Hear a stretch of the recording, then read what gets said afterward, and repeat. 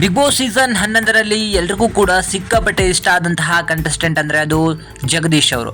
Lawyer Jagadish ಅವರು big boss 11ಕ್ಕೆ ಹೋಗ್ತಾರೆ ಅಂತ ಹೇಳಿ ಯಾರೂ ಕೂಡ ಊಹೆಯನ್ನು ಮಾಡಿರಲಿಲ್ಲ. ಆದರೆ ಎಲ್ರಿಗೂ ಅಚ್ಚರಿ ಎಂಬಂತೆ ಇದ್ದಕ್ಕಿದ್ದ ಹಾಗೆ ನಾನು ಒಂದು 15ರಿಂದ 20 ದಿನಗಳ ಕಾಲ ನಿಮ್ಗೆ ಯಾರು ಕೂಡ ಸಿಗೋದಿಲ್ಲ, ನಾನು ಹೊರಗಡೆ ಹೋಗ್ತಾ ಇದ್ದೀನಿ ಅಂತ ಹೇಳಿ ತನ್ನ ಫೇಸ್ಬುಕ್ಕಲ್ಲಿ ಲೈವನ್ನು ಮಾಡಿ ಹೋದಂತಹ ಜಗದೀಶ್ ಎಲ್ರಿಗೂ ಕೂಡ ಕಂಡಿದ್ದು ಬಿಗ್ ಬಾಸ್ ಸೀಸನ್ 11ರ ಗ್ರ್ಯಾಂಡ್ ಒಂದು ಓಪನಿಂಗಲ್ಲಿ. ಸೊ ಎಲ್ರಿಗೂ ಕೂಡ ಈ ಬಾರಿಯ ಬಿಗ್ ಬಾಸ್ ಬೇರೆ ಅದೇ ಲೆವೆಲನ್ನು ಪಡ್ಕೊಳ್ಳುತ್ತೆ ಅಂತ ಅನ್ಕೊಂಡಿದ್ರು. ಅದರಂತೆ ಮನೆ ಒಳಗೆ ಹೋದ ಕೂಡಲೇ ಜಗದೀಶ್ ಅವರು ತಮ್ಮ ವರಸೆಯನ್ನ ಸ್ಟಾರ್ಟ್ ಮಾಡ್ಕೋತಾರೆ. ಒಳಗಡೆ ಎಲ್ಲರ ಜೊತೆಗೆ ಜಗಳ ಆಡ್ತಾರೆ, ಸಿಂಗಲ್ ಸಿಂಹವಾಗಿ ಎಂಟ್ರಿನ ಕೊಟ್ಟಿರ್ತಾರೆ. ಸೊ ಆದರೆ ಅವರ ಜಗಳ ತಾರಕಕ್ಕೇರಿ ಒಳಗಿದ್ದಂತಹ ಮತ್ತೊಬ್ಬ ಕಂಟೆಸ್ಟೆಂಟ್ ಇಂದ ಇಬ್ರು ಕೂಡ ಕೈ ಮಿಲಾಯಿಸೋ ಹಂತಕ್ಕೆ ಹೋದ ಕಾರಣ ಇಬ್ಬರನ್ನು ಮನೆಯಿಂದ ಆಚೆ ತಳ್ಳಲಾಗತ್ತೆ. ಸೊ ಮ್ಯಾನ್ ಹ್ಯಾಂಡ್ಲಿಂಗ್ ಮಾಡಲಿಕ್ಕೆ ಹೋಗಿದ್ರು ಅಂತ ಹೇಳಿ ಇಬ್ರು ಕೂಡ ಬಿಗ್ ಬಾಸ್ನ ಅವಕಾಶವನ್ನ ಕಳ್ಕೊಂಡಿರ್ತಾರೆ.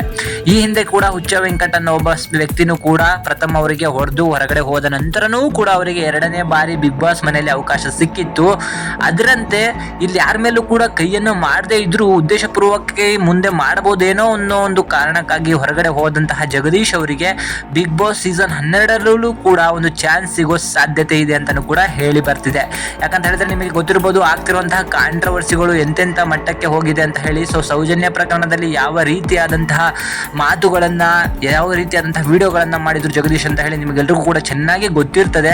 ಸೊ ಕಾಂಟ್ರವರ್ಸಿ ಅಥವಾ ಯಾವಾಗಲೂ ಕೂಡ ಸೆಲೆಬ್ರಿಟಿ ಆಗಿ ಅಥವಾ ಯಾವಾಗಲೂ ಸೋಷಿಯಲ್ ಮೀಡಿಯಾದಲ್ಲಿ ಗುರ್ಸ್ಕೊಳ್ಳುವಂತಹ ಒಬ್ಬ ವ್ಯಕ್ತಿ ಅಂದ್ರೆ ಅದು ಜಗದೀಶ್ ಅವರು. ಜಗದೀಶ್ ಅವರು ಬಿಗ್ ಬಾಸ್ ಮನೆಯಲ್ಲಿ 100 ದಿನಗಳ ಕಾಲ ಇರಬೇಕು ಅಂತ ತುಂಬಾ ಜನ ಆಸೆ ಪಟ್ಟಿದ್ರು. ಅವ್ರನ್ನ ಹೊರಗಡೆ ಹಾಕಬಾರ್ದಿತ್ತು ಅಂತಲೂ ಕೂಡ ತುಂಬಾ ಜನ ಅಭಿಪ್ರಾಯವನ್ನ ವ್ಯಕ್ತಪಡಿಸಿದ್ರು. ಬಟ್ ಆದರೆ ಕಾರಣಾಂತರಗಳಿಂದ ಅವ್ರನ್ನ ಹೊರಗಡೆ ಹಾಕಿದ್ರು. ಬಟ್ ಈ ಬಾರಿ ಅವರನ್ನ ಮತ್ತೆ ಕರ್ಕೊಳ್ಳುವಂತ ಸಾಧ್ಯತೆ ಇದೆ ಅಂತ ಹೇಳಿ ಹೇಳಲಾಗ್ತಿದೆ.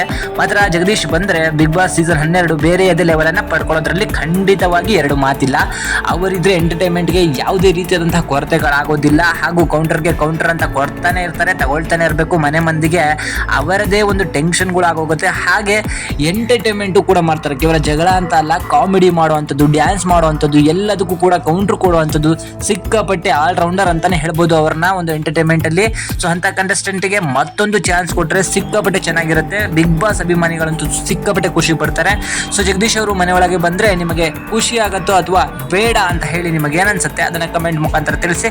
ಬರ್ಬೇಕಂದ್ರೆ ಎಸ್ ಅಂತ, ಬರಬಾರ್ದು ಅಂದ್ರೆ ನೋ ಅಂತ ಹೇಳಿ ಕಮೆಂಟ್ ಮುಖಾಂತರ ತಿಳಿಸಿ. ಹಾಗೆ ಇನ್ಯಾರು ಬರ್ಬೋದು ಅಂತ ಹೇಳಿ ಗೆಸ್ ಮಾಡಿನೂ ಕೂಡ ನಿಮ್ಮ ಅನಿಸಿಕೆನ ಕಮೆಂಟ್ ಮುಖಾಂತರ ತಿಳಿಸಿ. Thank you.